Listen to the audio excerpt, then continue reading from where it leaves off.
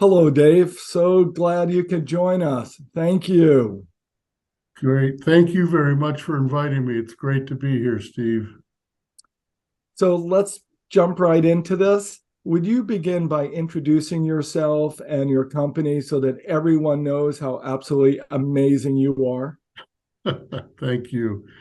Dave Hewett. I currently serve as the leader of a group called Olive Real Estate Group Management Services here in Colorado Springs, Colorado. I've been working with them for about 5 or 6 years now, and we are the largest fee management company for commercial real estate in the Southern Colorado marketplace.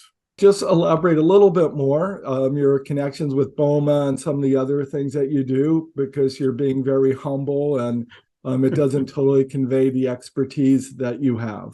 Appreciate that. I've been in our industry for over 40 years.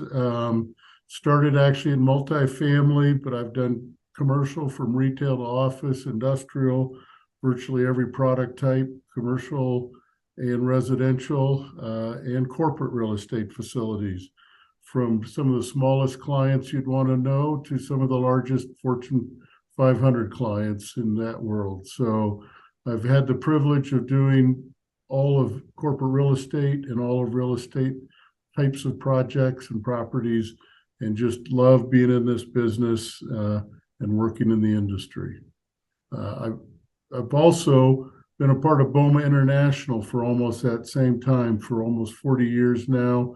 BOMA International, for those that aren't super familiar, is one of the largest, and I guess I'd say the biggest and best, in my opinion, trade organization that represents our industry on the facilities and property management side. And I've been fortunate enough to serve on many committees and boards in that organization, and as well as chaired the organization a few years back. And it's a great place to learn the business and to serve our industry. Did I hear you say you chaired the organization? Yeah, the basic leadership world is you go through a couple of different positions, and the final position is the chairman of the organization. And so you serve as the director, and you spend a lot of time on the road. Well, and obviously, Dave, I did that because you're very humble, and I wanted to make sure again that people knew really the commitment that you've made to the industry, the breadth of your experience. So again, thank you for being here. So let's jump into this or keep going.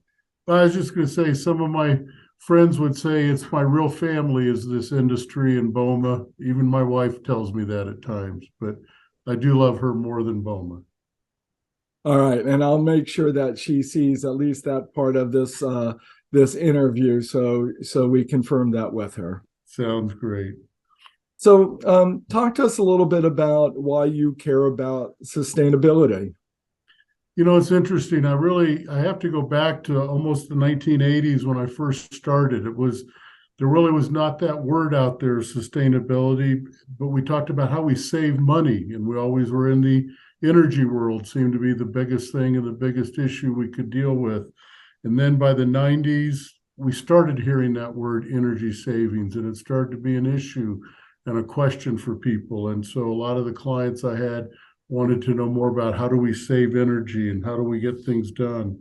And then if you get to the 2000s, I think we finally heard that word sustainability. And to me, it was what I'd been doing since the beginning. It was about saving money, but also saving the resources of the planet. And suddenly it wasn't just gas and oil and all those things and energy, it was water and the rest of the environment. And we started understanding what our true impact had been and was going to be in the world, and the reality that these resources are limited. They're precious resources, and we had to do something about it. And so really, in that period of the 2000s and beyond, I was able to kind of really get involved because I had corporate clients that concerned themselves with it. They were being pressured by shareholders, stockholders, and they were looking at the economics of it, because that was the beginning of it, was those economics. But so I really began to appreciate the need and the reality for what sustainability was. It was about saving resources that were limited. It was about pollution issues around the world and around the globe. And so to me, it became part of what was a part of all teams. It was everybody's job at that point. And so that's when I really began to focus on not just that we have an energy manager, but that we're all energy managers and we're all sustainability people, because each of the actions we take, even as an individual in our home, makes a difference. But we, in the profession of property management, have a special burden. If you look at it that way, we have that responsibility to be leaders so that we can show the rest of the world this is how it's done, because we have a big impact on what the world sees in that world of saving these resources and using them wisely. Thank you. I think we forget that back in the 70s or what have you, those of us that are a little bit whiter and grayer hair or no hair. Or no hair. Yes. When energy was really cheap.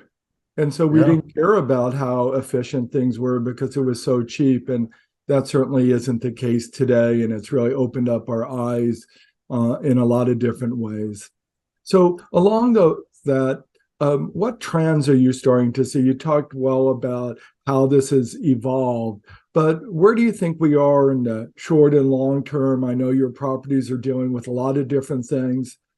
Can you speak a little bit to the trend issues, where you think all this is going? Yeah, I think, one broad spectrum, I think we realize instead of social activists, we've become caretakers, and we've gotten to a point of understanding that this is good business practice. We went through a point of it's only about business, it's only about saving money, but now we're in this understanding and belief and focus that it's about what are the issues and how do we make a difference. And part of that really becomes, is it a savings of even just 1 or 2% that we can use to make a difference with? It doesn't have to be $1 million here or $1 billion there. It's all of these one step at a time. And it's also about integrating all the issues, whether it's energy or water and the different focuses. It's about saying each one of these makes an impact on how we do things. So think about it, how we create an automobile, not just that it's maybe all electric, but how it's manufactured, how it's done. And so in our industry, it's the same. How are buildings being built today? They're using different efficiency standards. They're using climate-related issues that make a difference in how they're built. Retrofit, which is going to be the biggest issue because new buildings are the smallest percent of everything. We've got to continue to go back and how do we retrofit buildings and use that? And I think that's what we're seeing happen. The other side that kind of is interesting is this whole process was really led from a grassroots basis.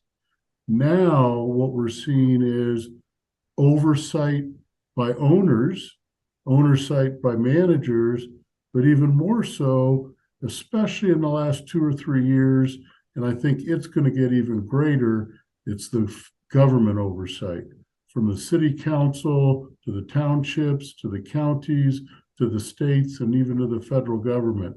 That's continued to grow greatly. There's some benefits to that, but there's always some backwardness to some of that. They may mandate certain things that don't always make sense because somebody figured out this will create X, Y, or Z when what we really need is A, B, and C. But the good news is that we're getting the focus to the whole world, especially in the US, on what are these issues? What are the things we can do? And I said, especially the US, we're one that tends to have mandates before we get our acts together, whereas we can find a lot of other countries that had just people rise up and do it. And certainly we've had that in the 10, 15 years behind us in the US, but we're still probably behind the schedule compared to many other countries. There's some that are definitely behind us, but I would say we're kind of middle of the road in some regards. Well, whether we're in the middle of the road, at the head of the pack, just getting started, regardless of where people are, it's a marathon, not a sprint. And we're all at like the 100-yard mark and have a long way to go. So I hope we'll all find ways to make improvements. And that leads me to my next question, which is, do you have any thoughts about how these trends, how these requirements will affect the cleaning industry? Yeah, I really do. I think if you start to look, and as I said, we've seen over the last 5 or 10 years an integration of people and process on all pieces and parts of the spectrum that are involved. And I think the cleaning industry is a big and an important part of that. I think the standards of care that are taken in that industry and in your industry, whether it be the chemicals, whether it be the task and the processes, each one of them ultimately can be looked at and valued from an energy or sustainability sector. What kind of chemicals are you using? What kind of tools are you using? How well are we using what we have and what's available? So I think we've seen a lot of growth in that over the last few years. But it's also one that's going to continue. And I think it's going to be looked at because every building owner is looking at every single penny. And so they're going to look at what penny can we find in the cleaning side? How can we do things better, faster, cheaper, et cetera? But part of that is how we use our energy. I mean, years ago, we started turning the lights off in every floor once we were done after the building was all lit up, and that was a great start. But I think we're going to see more micro-related issues helping us get that focus on the tasks, the timing, and things like that happening. Thank you. So last question for you. Give us some advice. Many members of the cleaning industry are just getting started with the concept of sustainability. Right? We've always wanted to be efficient, but expanding into other areas and what have you. And some companies will do it better than others, right? Right. So do you have any suggestions on what you think it takes to be really successful? Yeah, and it's what I'm going to tell you. I tell almost anybody, but it's really be proactive. Be proactive in what you do each day. Be proactive in how you talk with your client, and let people know what the needs are. You see things that other people just don't see, and they're important to you. And sometimes other people may feel they're not important, but in fact they are. So proactively say what needs to be done. What are some ideas? Change management comes from people who are willing to put their hand in the air and say, what about this? Can we do it a different way? And if we do that, and I think you guys are the guys to remind us of this, to remind us on certain things. You touch and see what our customers feel, and it's an important part of the tenants of the building is how it's taken care of. And so that proactivity of saying, what about this? Could we do this different or better? Is also a way to find out how your organization, your building services company can save money and do it more efficiently and give the service that you want to give. So it's really about proactive. Stand up and raise your hand and do something about it. Say something and let the world see what you're doing. And maybe the world is just that person that you work for.